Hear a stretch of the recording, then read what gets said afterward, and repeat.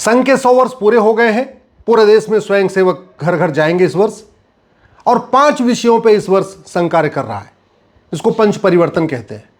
पहला है स्वदेशी का भाव, दूसरा है सामाजिक समरसता, तीसरा है कुटुंब प्रबोधन, चौथा है नागरिक कर्तव्य, और पांचवा है पर्यावरण संरक्षण। इन 5 विषयों को संघ ने अपने 100 वर्ष पूरे होने के उपलक्ष्य में इसको लिया है और इसको पंच परिवर्तन कहते हैं। मैं काफी दिन से सोच रहा था कि भारत में सामाजिक समरसता क्यों टूटी हुई है। क्या आदिकाल से टूटी हुई है या बीच में टूटी है? आखिर सामाजिक समरसता इतनी टूटी क्यों है? जब मैं सामाजिक समरसता टूटने के वाई एनालिसिस करता हूं, इसकी रूट काज एनालिसिस करता हूं, तो मुझे समझ में आता है 80% सामाजिक समरसता टूटने का मूल कारण है करप्शन, पॉपुलेशन एक्सप्लोजन और घटिया कानून। मैं आपको उदाहरण के साथ बताता हूं। एक गांव में 100 घर हैं, होली दिवाली साथ में मनाते हैं, दशहरा साथ में मनाते हैं, रावण को एक साथ मिलकर जलाते हैं, शिवरात्रि एक साथ में मनाते हैं, रामनवमी एक साथ में मनाते हैं, जन्माष्टमी एक साथ में मनाते हैं। लेकिन इसी बीच में एक दबंग आदमी एक गरीब के बगल की जो गरीब की ज़मीन है उसको कब्जा करता है। कैसे कब्जा करता है? लेखपाल को कुछ पैसा देता है, पटवारी को कुछ पैसा देता है, पेशकार को कुछ पैसा देता है और तहसीलदार को कुछ पैसा देता है। यानी भ्रष्टाचार। पैसा खिलाता है, घूस देता है, और घूस दे के लेखपाल, पटवारी, पेशकार, तहसीलदार को एक गरीब की ज़मीन, उसका खेत या उसके बगल में आबादी की ज़मीन या ग्राम समाज की ज़मीन अपने नाम करा लेता है। जैसे ही अपने नाम करा लेता है, वो गरीब अपने 2-4 लोगों को खड़े होके आके कहता, भैया देखो यहाँ पे हम आपको जोतने नहीं देंगे, हम यहाँ कब्जा नहीं करने देंगे। फिर वो दबंग क्या करता है? फिर पैसा फेंकता है। अब वो पैसा फेंकता है हवलदार को पैसा देता है, गरीब के खिलाफ मुकदमा लिखवा देता है। FIR हो गया। थानेदार को पैसा देता है, उसके खिलाफ फर्जी जांच भी करवा देता है। जांच हो गई, अब चलेगा मुकदमा। जब मुकदमा चलेगा तो गवाहों के बयान होंगे। गरीब चूंकि सच पे था, उसके साथ 2, 4, 6, 10 गरीब साथ में खड़े हो जाते हैं, जाते हैं बेचारे, वो गवाही दे के आते हैं, हाँ जी ये जमीन तो इसकी थी। दबंग के पास पैसा है तो वो 10-10 हज़ार रुपये में गवाह खरीद लेता है, और खरीद के वो भी फर्जी गवाही करा देता है। तो आप जरा सोचिए कि एक गांव जो एक साथ होली दिवाली दशहरा मना रहा था, उस एक केस के कारण, एक फर्जी केस के कारण 2 टुकड़े में हो गया। अब मुकदमा 20 साल डिस्ट्रिक्ट कोर्ट में चलेगा, 20 साल हाई कोर्ट में चलेगा और 10 साल सुप्रीम कोर्ट में चलेगा, यानी 50 साल तक चलेगा। अब 50 साल तक ये गांव 2 फाड़ हो गया। अब होली 2 जगह मनाई जाएगी, दिवाली अलग अलग मनाई जाएगी, दशहरा अलग अलग मनाया जाएगा, रामलीला अलग अलग खेली जाएगी, शिवरात्रि अलग अलग मनाई जाएगी। सारे के सारे त्यौहार जो एक साथ मिलते जुलते थे, गले लगते थे, वो सारा काम खत्म हो गया। पूरा का पूरा गांव 2 फाड़ में हो गया, और 2 फाड़ में कितने साल रहेगा? 50 साल। रूट काज क्या? भ्रष्टाचार। लेखपाल को पैसा दिया, पटवारी को पैसा दिया, पेशकार को पैसा दिया, तहसीलदार को पैसा दिया, हवलदार को पैसा दिया, थानेदार को पैसा दिया, वकील भी कर लिया। गरीब के पास, बेचारे के पास ज़्यादा पैसा नहीं हो, ढंग से वकील भी नहीं कर पाएगा, कोई ऐसे कमज़ोर सा वकील होगा। दबंग के पास पूरा पैसा है, अच्छा वकील कर लेगा, और दबंग के पास तो पूरा पैसा है तो जज साहब को भी 4-5 लाख रुपए देगा। डिस्ट्रिक्ट कोर्ट में न्याय बिकता है, 5 लाख 10 लाख रुपए में फैसला इधर से उधर हो जाता है। अब वो डिस्ट्रिक्ट कोर्ट से जीतना किसको चाहिए था? गरीब को। और जीता कौन? वो दबंग। मामला हाई कोर्ट गया, हाई कोर्ट पता चला गरीब बेचारा वहाँ ठीक से वकील ही नहीं कर पा रहा है। दबंग बढ़िया ढंग का फिर से वकील कर लिया, फिर वहाँ पूरे कागज नहीं हो पाए, और क्या हुआ? हाई कोर्ट से भी दबंग जीत गया। सुप्रीम कोर्ट तक वो गरीब पहुंचेगा नहीं। अब आप सोचिए, जमीन थी गरीब की और डिस्ट्रिक्ट कोर्ट हाई कोर्ट से दबंग जीता और दबंग जीत गया, तो उसके बाद वहाँ कब्जा हो गया। अब पूरे जीवन, 50 साल तो छोड़िए, पूरे समय 100 साल 200 साल कभी वो 2 परिवार एक नहीं हो सकते, उस गांव में सामाजिक समरसता नहीं आ सकती। इसलिए मैं कह रहा हूं, सामाजिक समरसता स्थापित करना है तो सबसे पहले भ्रष्टाचार को देशद्रोह घोषित करिए। सामाजिक समरसता स्थापित करना है तो थाना जो दलाली का अड्डा बना हुआ है, जो भ्रष्टाचार का अड्डा बना हुआ है, इसको प्राथमिक सुरक्षा केंद्र बनाइए, पुलिस रिफॉर्म करिए, पुलिस चार्टर लागू करिए, और बाकायदा कानून बनाइए कि फर्जी FIR करने पे 10 से 20 साल की सजा होगी, फर्जी जांच किया तो 10 से 20 साल की सजा होगी। केवल टर्मिनेशन नहीं होगा, केवल सस्पेंशन नहीं होगा, केवल ये जो हाई कोर्ट के जज साहब पकड़े गए जिनके यहाँ नोटियों की बोरी मिली, केवल नौकरी से नहीं निकाला जाएगा, बल्कि फर्जी एफआईआर करने पे भी सजा होगी, फर्जी जांच करने पे भी सजा होगी, फर्जी फैसला देने पे भी सजा होगी, और फर्जी गवाही को गंभीर अपराध घोषित करिए।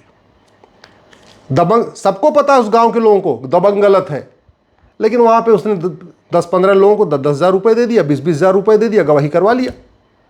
लोगों ने 10 हज़ार रुपए में गवाही क्यों कर दिया? क्योंकि फर्जी गवाही करना अपराध ही नहीं है, फर्जी गवाही देना अपराध नहीं है। अगर उनको पता होता कि फर्जी गवाही देना गंभीर अपराध है, 10 से 20 साल सजा हो सकती है, तो गवाही नहीं देते। गवाही नहीं देते तो दबंग की इतनी हिम्मत नहीं पड़ती मुकदमा लड़ने की, वो हार जाता, डिस्ट्रिक्ट कोर्ट से हार जाता।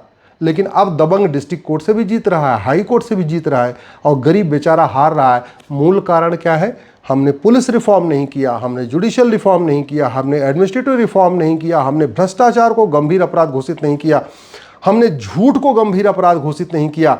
हम ये जो दबंग पूरा खेल कर रहा है, कैसे? फर्जी कागजों के सहारे। हमने फर्जी कागज बनाना और बनवाना, इसको गंभीर अपराध घोषित नहीं किया। हमने लेखपाल पटवारी को, हमने अगर 10, 20, 50 लेखपाल पटवारी जो फर्जीवाड़ा करते हैं, अगर इनको उठा के हमने आजीवन कारावास फांसी दे दिया होता तो खौफ पैदा हो जाता। हमने वो कभी नहीं किया। जो हवलदार थानेदार फर्जी जांच करते हैं पैसा लेके, इनमें 10-20 को 10 आजीवन कारावास फांसी दे दिया होता तो खौफ पैदा हो जाता। हमने वो भी नहीं किया। हमने झूठ पकड़ने के लिए नार्को पॉलीग्राफ ब्रेन मैपिंग कानून नहीं बनाया, हमने जस्टिस विद इन लागू नहीं किया। नतीजा ये है, गांव के गांव में सामाजिक समरसता टूटती जा रही है। तो सामाजिक समरसता केवल लोगों से बात करके नहीं ठीक होगी। सामाजिक समरसता ठीक करने के लिए police reform, judicial reform, administrative reform करना पड़ेगा। भ्रष्टाचार को देशद्रोह घोषित करना पड़ेगा। भ्रष्टाचार को वेजिंग वॉर डिक्लेयर करना पड़ेगा। भ्रष्टाचारियों की 100% प्रॉपर्टी जब्त करने, नागरिकता खत्म करने, आजीवन कारावास फांसी देने के लिए कानून बनाना पड़ेगा। तब सामाजिक समरसता टूटेगी। और सामाजिक समरसता कैसे टूटती है? भारत की गुलामी की शिक्षा के कारण। सामाजिक समरसता टूटती है गुलामी की मदरसा एजुकेशन सिस्टम के कारण। ये मदरसा एजुकेशन भारत में नहीं था, मुगलों के समय शुरू हुआ। 12वीं शताब्दी के पहले भारत में एक भी मदरसा ही नहीं था। ये सामाजिक समरसता टूट रही है मॉन्टेसरी एजुकेशन सिस्टम के कारण, मैकाले एजुकेशन सिस्टम के कारण, मिशनरी एजुकेशन सिस्टम के कारण। और अंग्रेजों से पहले भारत में न मॉन्टेसरी स्कूल था, न मिशनरी स्कूल था, न मैकाले स्कूल था। तो सामाजिक समरसता स्थापित करना है तो हमें इस गुलामी की शिक्षा को बदलना पड़ेगा। सामाजिक समरसता इसलिए भी टूट रही है क्योंकि एक कमजोर बच्चा सीबीएसई बोर्ड में पढ़ता है, उसके 90% आ जाते हैं, और उससे अच्छा लड़का स्टेट बोर्ड में पढ़ता है, उसके 70% आते हैं। सामाजिक समरसता इसलिए टूट रही है, एक कमजोर बच्चा भी कोचिंग करके जेई में सिलेक्शन हो जाता है, नीट में सिलेक्शन हो जाता है। एक गरीब का बच्चा कोचिंग नहीं कर पाता, उसका जेई और नीट में सिलेक्शन नहीं होता। इसलिए सामाजिक समरसता टूट रही है। तो सामाजिक समरसता वास्तव में ठीक करना है तो हमें एजुकेशन सिस्टम को बदलना पड़ेगा। भारत में समान शिक्षा लागू करना पड़ेगा। आज की डेट में चाहे वो जेई का पेपर हो, चाहे नीट का पेपर हो, जितने भी कॉम्पिटिटिव एग्ज़ाम के पेपर हैं, इसको कोचिंग माफिया सेट करवा रहे हैं। इन कोचिंग माफियाओं को पता भी चल जाता है कि क्या पूछा जाने वाला है, इसलिए मजबूरी में लोग उनके यहाँ कोचिंग करते हैं। जो उनके यहाँ कोचिंग करते हैं वो सक्सेस हो जाते हैं क्योंकि उनको पहले पता होता है कि पूछा क्या जाएगा। एजुकेशन माफियाओं ने ऐसा सिस्टम डेवलप कर लिया है कि जो 10वीं 12वीं में पढ़ाया जाता है वो कॉम्पिटिटिव एग्ज़ाम में पूछा नहीं जाता, न जेई में पूछा जाता है, न क्लैट में पूछा जाता है, न मेडिकल में पूछा जाता है, इंजीनियरिंग में पूछा जाता है। और जो पढ़ाया जाता है वो पूछा नहीं जाता, और जो पूछा जाता है वो पढ़ाया नहीं जाता। तो लोगों को मजबूर कर दिया है कि आप अपना घर बेचो, अपना मकान बेचो, अपना खेत बेचो, लेकिन कोचिंग कराओ। इसलिए सामाजिक समरसता टूटती है। तो सामाजिक समरसता ठीक करना है तो ये भी करना पड़ेगा। सामाजिक समरसता टूटी हुई ड्रग के कारण।